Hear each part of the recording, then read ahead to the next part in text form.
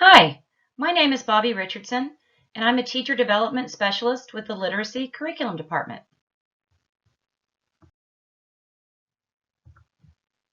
Today we will reread the story Welcome Home Bear, a book of animal habitats by Il Sung Na.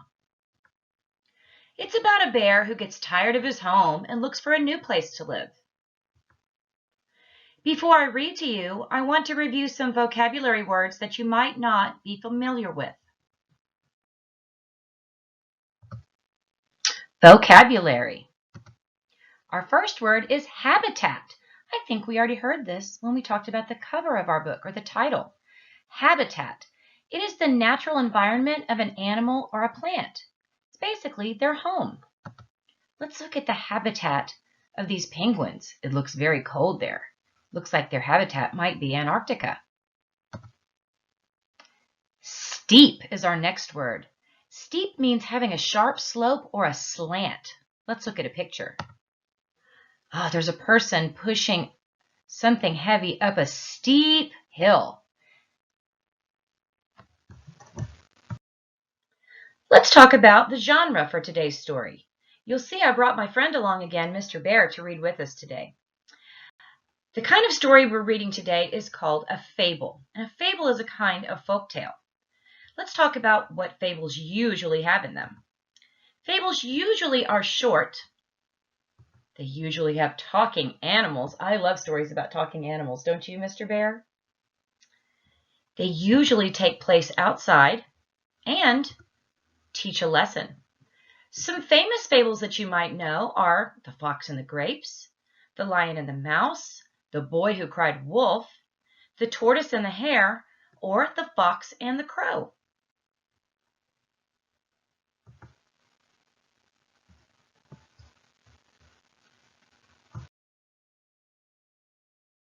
As we read today, here are two objectives to be thinking about. I can identify the author's technique of repetition in a story. I can make inferences and use evidence to help me understand a story. All right, Mr. Bear, are you ready to begin our story? Okay. Every morning, Bear woke up in the same green forest under the same blue sky. One day he thought, I will find a new home.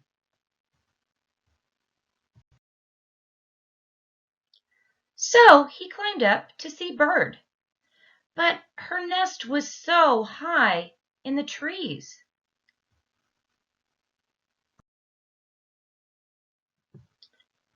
He dug down to visit Mole, but it was stuffy underground, and the dirt got in his nose. Ooh.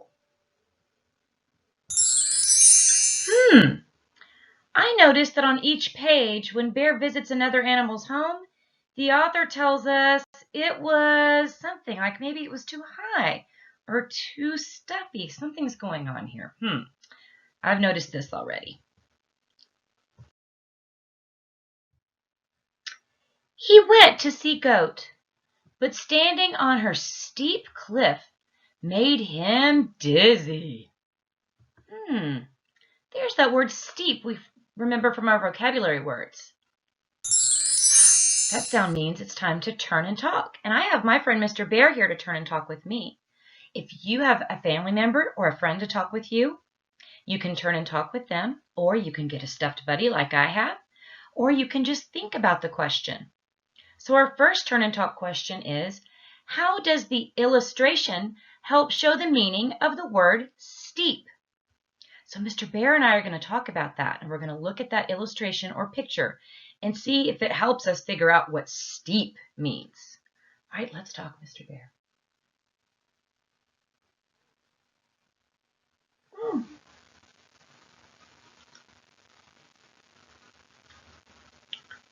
Did the picture help you figure out what the word steep means?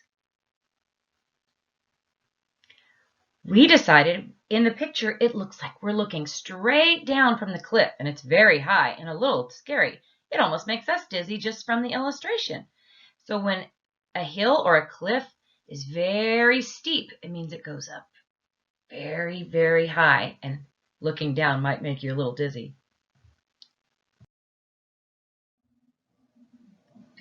He swam to Octopus, who was surprised to see him. But the ocean was too deep. That sound means it's time to turn and talk. And our first question is, what's wrong with Bear here? As we look at the illustration, we notice that something has happened. Let's turn and talk with a friend or a stuffed buddy or a family member, or just think about what's wrong with Bear here, looking at this illustration. Did you notice something wrong with Bear? Yes, we noticed the same thing. His face is covered in something dark and kind of icky. And then we're looking at the illustration, and we noticed, just like the text said, that Octopus was surprised. And I noticed something kind of bluish, dark colored coming away from him as he's swimming away. So another turn and talk might be just what we were saying. The text says Octopus was surprised to see him. What inference can you make about this picture and this page based on that and what we can see? I'm going to talk to Mr. Bear, and you talk to someone near you.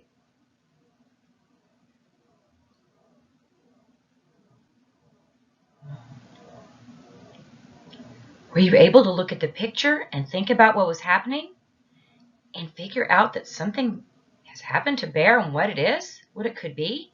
Well, Bear and I decided that because Octopus looks very surprised and there looks like there's something that she was squirting in the picture, that must be what is on Bear's face. When Octopus gets scared, she squirts out some kind of inky liquid that makes Bear all icky looking.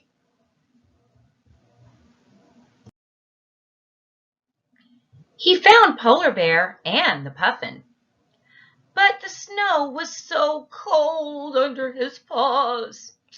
You know, Mr. Bear, Polar Bear looks a little like you.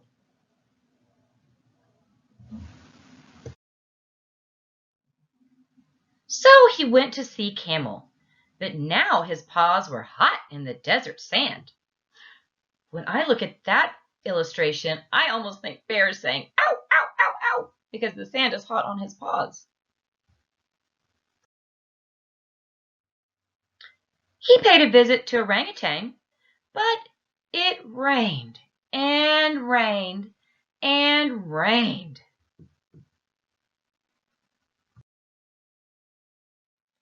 He decided to find the hippos, but there was mud everywhere.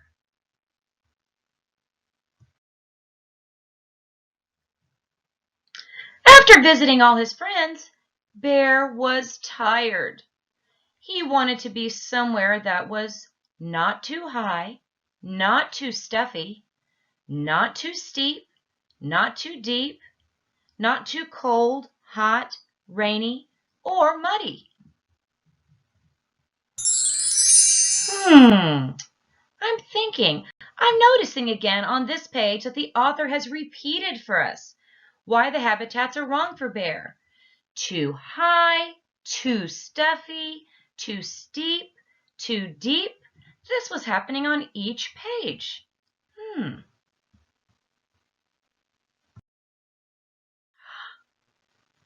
He knew just where he wanted to be.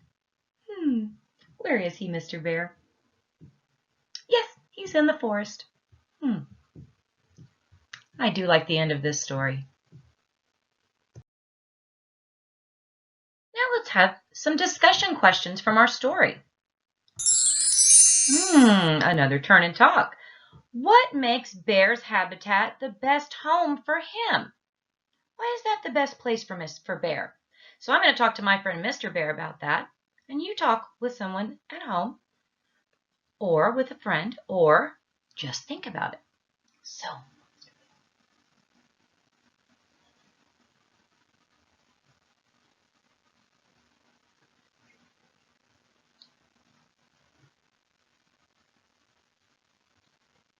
did you think of something that made Bear's habitat the best home for him?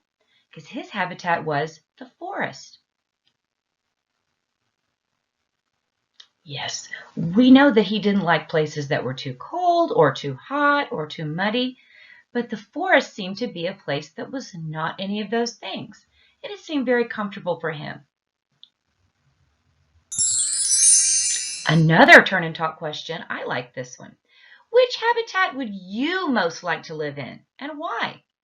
I'm going to talk to Mr. Bear about that, and you talk with someone near you.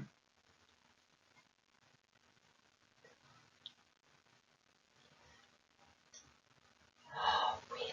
Oh.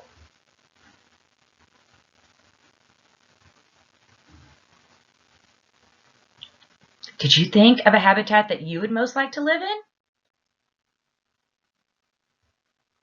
Mr. Bear said that he liked the picture in the story where it was very cold and the polar bears and the puffins were. He thought, because he thinks he might be a polar bear, that that might be a good habitat for him. For me, I like my habitat to be a house in my neighborhood. I like having a house. That's what a lot of people live in. I don't think I do very well in a forest or up high in a tree. But for our friend Mr. Bear, he's thinking he might like to try that Arctic habitat. Now we're going to look at the author's craft called Notice and Name. And we're going to think about our story as we look at this anchor chart. The first box says, what do I notice the author is doing? And remember, the author is who wrote the story. What is our author doing in the story? Remember, I stopped and noticed some things as we were reading. Let's look at these. I notice things like when Bear would say he would go visit a friend, the author told us, but the ocean was too deep. I notice, but the nest was so high. Each time there was some reason that it wasn't right for Bear. Each page had something the same. It just kept happening. And the second box up here with our question mark says, why is the author doing this? The author repeats words in his or her writing to help young readers read simple words or phrases. It helps you understand. It also kind of helps me know what's coming next. It seems like each page is going to have the same type of thing on it. Now, thinking about that, remember it said the author repeats words in his or her writing. What name might we give to this author's craft or technique? What could we call it if it's repeating? I'm going to call it repetition. So remember, when the author does things over and over on each different page, they're doing that to help you read simple words and help you understand the story, but it's also, and the name for it is called repetition. Now we will connect to our story, Welcome Home Bear, with a writing lesson. The objective for our lesson today is, I can plan and draft a make-believe story. Remember that when we write, we always start by making a plan about what to write, and then we begin writing a first draft that we can always add to later. As we do our writing lesson today, we're going to think back to the author's technique we learned about notice and name, that the technique called repetition, when the author kept repeating things in our story. In order to be ready to do that, to write today, you're going to need to take a moment to make sure you have materials for writing. So take some time right now to go and get some paper, pencil, pens, markers, crayons, anything that you might like to write with, or your journal, and we will begin the lesson in 2 minutes.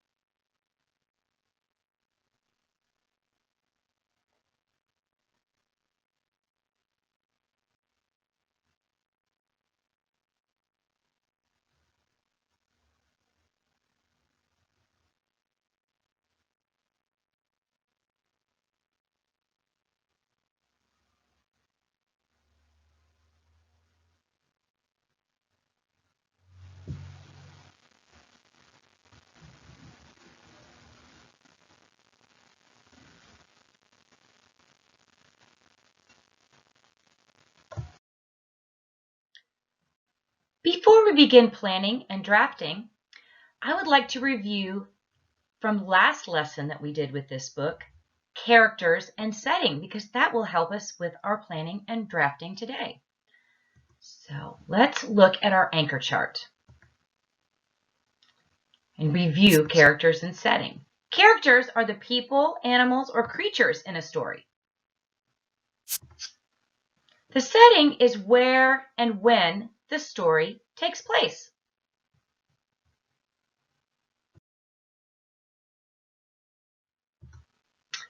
Let's review the characters and settings from the story Welcome Home, Bear.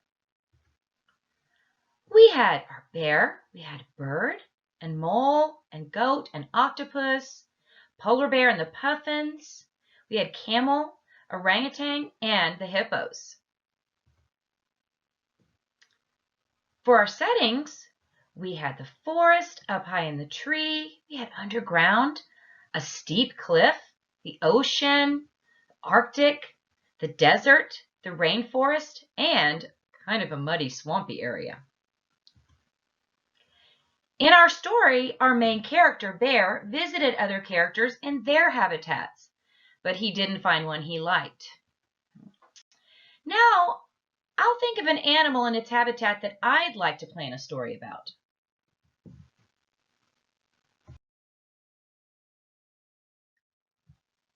I'm going to use this graphic organizer to help me plan my story using pictures and words. You can make one like it in your journal or on paper. You can just draw 2 rectangle boxes, one for characters and one for setting, because when we're planning our story is going to need some characters and a setting. That's one of the things we're reviewing today. So I'll give you a moment to make this in your journal or on a piece of paper, just 2 boxes like I have, one for your characters and one for your setting. I will give you 1 minute to work on that.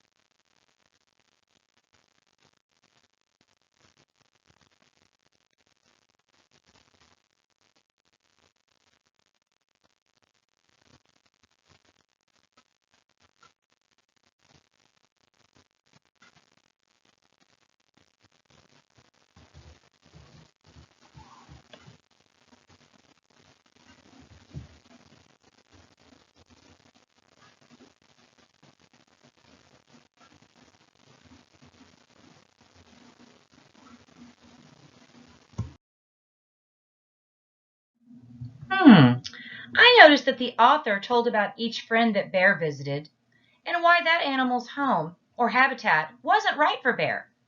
I'd like to write a story like that. Thinking about characters, I want my story to be about a frog who goes to visit a snake.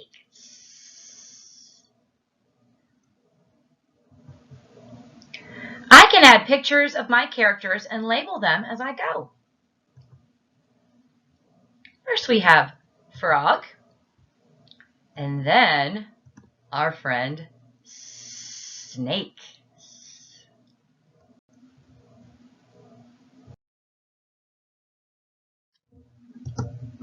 The settings in my story will be the animals' habitats. Frog lives in the pond, while snake likes to be up in a tree.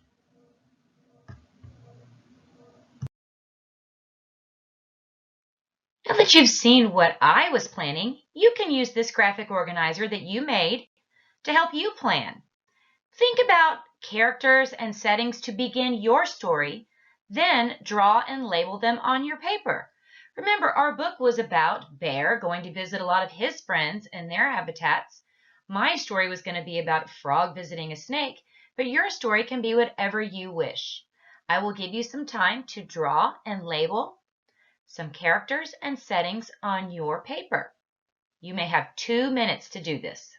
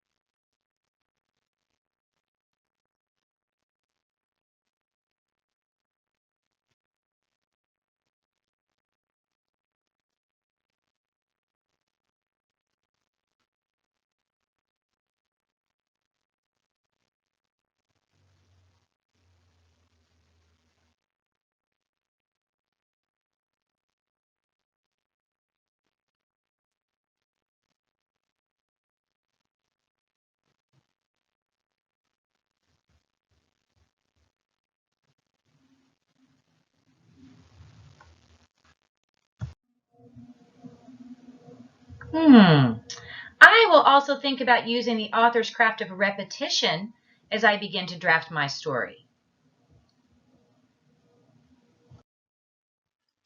Now, I have a new piece of paper, and I'm going to show you what I will do. And then you can get another blank piece of paper and do what I do. But let me model this for you. So in my story, remember, it was going to be about Frog and Snake, so I have a picture ready of Frog leaving his pond to go visit Snake where? Up in the tree. That was the setting where his habitat was that I was choosing for my plan and my draft. So now I'm going to begin the writing. And as I think about what to write, I'm thinking about our bear story, how he went to visit somebody, but it was too something. It might have been too steep, too deep, too high. So let me think about the snake up in the tree and what would happen if Frog went to visit him there. So what I decided to write was, Frog went to visit Snake up in a tree, but it was too high. I don't think froggies like to be quite so high up in the trees. What do you think, Mr. Snake?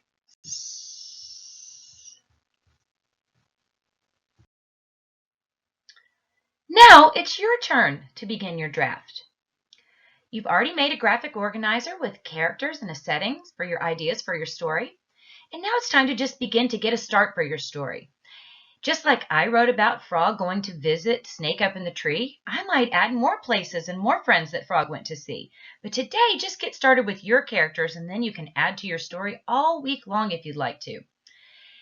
So what you will do is get a new piece of paper. You can just turn your paper over, whichever you'd like, because this is just a draft. It's just a beginning. You may draw a picture, just like I drew one on my paper, but you don't have to. And you don't have to have lines on your paper. But here's a model for you to follow, some stems. It looks like this. Blank went to visit blank, but it was too blank, just like that repetition from the story that we already read.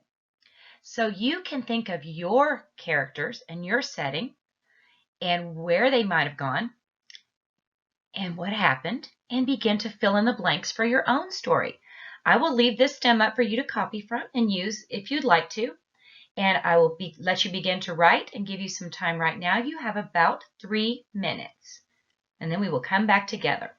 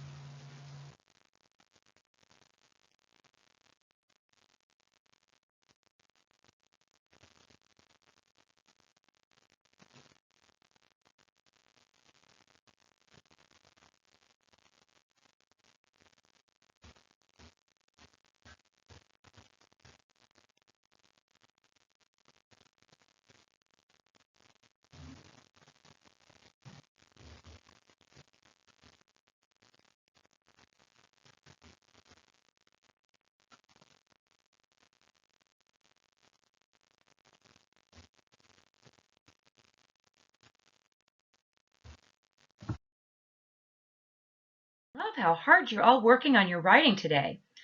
I wanted to end my story today. I'm not going to be finished with it for quite a while. I want to add some more characters and to my story that Frog goes to visit. So I may make a few pages that do that repetition about maybe Frog went to visit Polar Bear, but it was too cold. So I might want to add some more habitats and friends to my story. But as I end my story, I thought the ending should be a little bit like Mr. Bear. So you might think about that as you keep working on this story this week, which I'd really like you to do. And my ending says, after visiting his friends, Frog knew just where he wanted to be.